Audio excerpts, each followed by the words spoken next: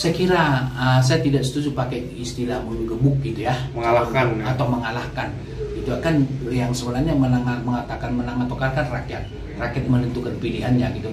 Tetapi bagaimana memberikan campaign politik, komunikasi permasalahan politik dan komunikasi politik sehingga Anies terpilih, bisa saja seperti itu. Dan kemudian adalah bahwa bisakah kemungkinan seperti itu? Karena politik kita sangat cair, tidak tertutup kemungkinan kalkulasi politik akan dilakukan para partai politik yang mungkin mengusung Anies, yaitu PKS, PKB, boleh jadi PD Perjuangan. Kalkulasi mereka melakukan itu. Tetapi saya melihat bahwa Anies, katakanlah sebagai tokoh, sampai saat ini saya tidak melihat tindakan-tindakan perilaku politiknya yang di luar batas. Masih batas wajar berkompetisi gitu ya. Masih batas wajar lah. Saya kira kalah menang itu selalu biasa gitu ya. Tetapi apakah ada perilaku Anies yang melampaui tindakan tertentu? Menurut saya sampai sekarang belum. Artinya karena tidak ada, bukan belum ya.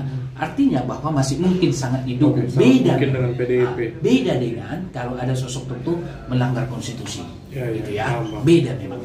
Saya mengatakan sangat, kalau peluangnya agak sulit saya mengatakan tinggi, sedang atau rendah.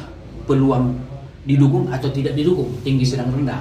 Tetapi sangat dinamis dan sangat tergantung di komunikasi di panggung belakang. Komunikasi di panggung belakang, ada pertemuan titik kepentingan politik. Politik itu kan persoalan kepentingan politik.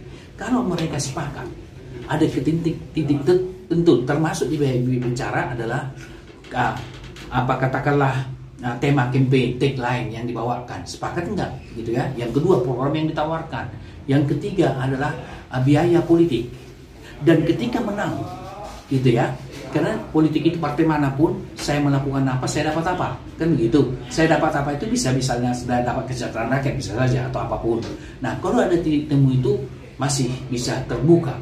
Karena menurut saya, Bung Anies belum punya suatu perilaku politik yang katakanlah kekurangan atau kesalahan fatal. Tidak ada, saya tidak temukan, gitu ya.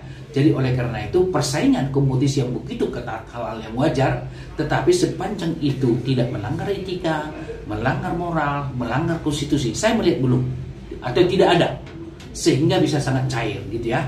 Tetapi ketika misalnya sudah berseberangan, di satu sisi kekuatan politik tertentu menegakkan konstitusi, di sisi lain ada orang dengan berbagai cara konstitusi dirubah atau undang-undang dirubah dengan waktu yang sangat singkat. Suatu contoh misalnya, saya sudah bicara di ruang publik, kan baru-baru ini Mahkamah Agung memutuskan 30 tahun pas pelantikan, kan begitu. Padahal undang-undang mengatakan bahwa 30 tahun pas pendaftaran, gitu ya. Nah, menurut saya seperti itu sebaiknya Mahkamah Agung memutuskan itu boleh, tapi berlaku 5 tahun yang akan datang. Berlaku 5 tahun sehingga diberi peluang yang sama. Tetapi ketika ini last minute, boleh dikatakan sudah dekat diputuskan, kita mau lihat 30 tahun mendaftar dan 30 tahun dilantik, kan perbedaannya hanya sekian bulan. Sekian bulan itu saya melihat Mahkamah Agung tidak ada alasan akademik sehingga dirubah menjadi 30 tahun pas dilantik.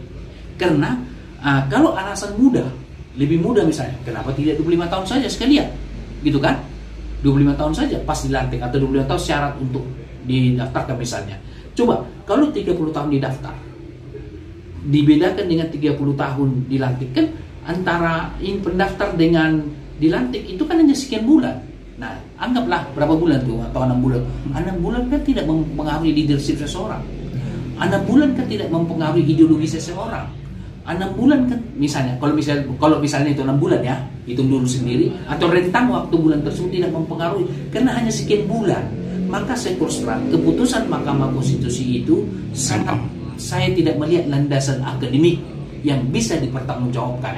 Nah, kalaupun misalnya itu diputuskan, ya sudah, putuskan, tapi 5 tahun yang akan datang berlaku. Seperti yang dilakukan oleh Mahkamah Konstitusi, yaitu apa, keputusan mereka tentang parlemen threshold itu 0%. Tidak berlaku sekarang loh.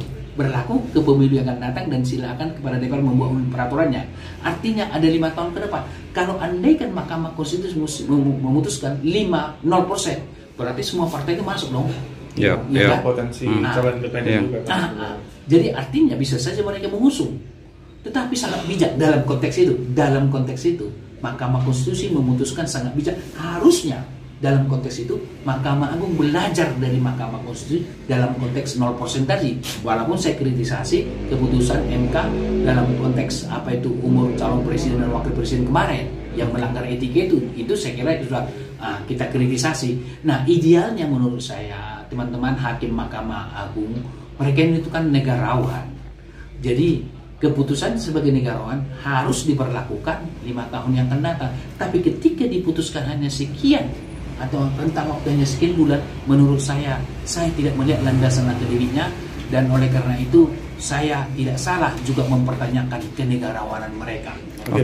Sampai sekarang saya belum tahu siapa sosok, dan tampaknya PDI Perjuangan belum menyampaikan sosok tersebut, mengarah kepada sosok tersebut belum. Saya belum melihat sosok tersebut siapa yang menjadi diusung sampai saat ini. Tetapi PDI Perjuangan sebagai partai pemenang pemilu, partai yang sudah matang sebagai oposisi dan sudah matang sebagai ada di kekuasaan, mereka pasti mempersiapkan itu, utamanya Dewan Pimpinan Daerah PDI Perjuangan bersama Dewan Pimpinan Pusat akan mendiskusikan. Kenapa? Karena pilkada Jakarta ini menurut saya sesuatu yang sangat menarik, yang sangat seksi dibanding seluruh pilkada yang lain, bahkan dibanding walaupun itu diangkat kepala IKN misalnya atau gubernur IKN misalnya, walaupun itu wewenang presiden. Nah, saya melihat bahwa pencalonan atau kompetisi di dalam siapa menjadi calon atau menjadi gubernur di DKI Jakarta menjadi suatu hal yang penting bagi teman-teman partai politik. Kenapa? Kan gitu. Dibanding semua provinsi Indonesia, termasuk IKN sekalipun itu diangkat, gitu ya. Kenapa? Karena 60% uang Indonesia berputar di Jakarta. Jadi dengan demikian ini potensi loh, gitu ya.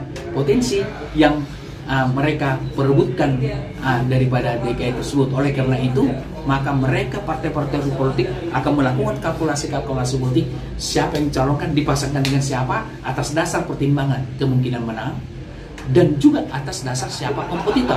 Misalnya kita melihat bahwa salah satu calon gubernur dan wakil gubernur yang diwacanakan di ruang publik belum tentu terjadi adalah ponakan daripada Prabowo, ya diwacanakan dan diwacanakan berpasangan dengan Kaisang, gitu ya, misalnya seperti wacana loh, belum tentu terjadi. Anggaplah itu terjadi wacana tersebut, gitu ya.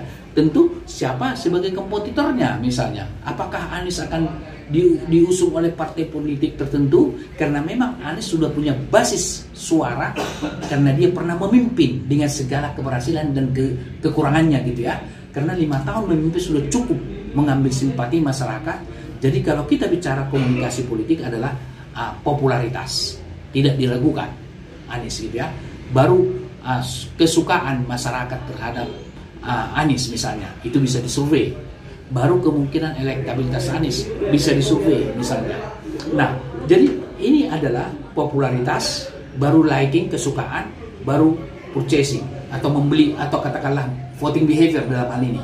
Tetapi yang terakhir sebenarnya yang paling bagus dari konteks komunikasi pemasaran politik ada disebut top of mind. Dia sudah enggak Anies top of mind. Kalau Anies sudah top of mind, berarti peluang dia menang tinggi sekali.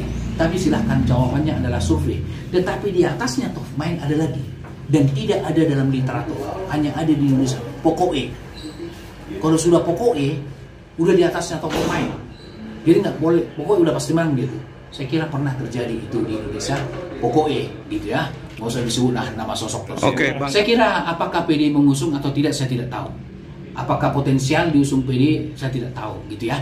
Tetapi sangat tergantung kepada bergaining posisi di belakang panggung, abang. Saya tidak bisa mendefinisikan itu atau mengatakan menegaskan itu karena saya bukan kader PDI Perjuangan, ya.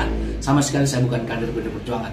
Jadi, tapi adalah fakta bahwa Anies salah satu yang dibicarakan di ruang publik. Oleh karena itu, saya kira partai politik yang lain akan melakukan kalkulasi untuk salah satu yang dilirik adalah Bung Anies untuk menjadi calon gubernur di Jakarta.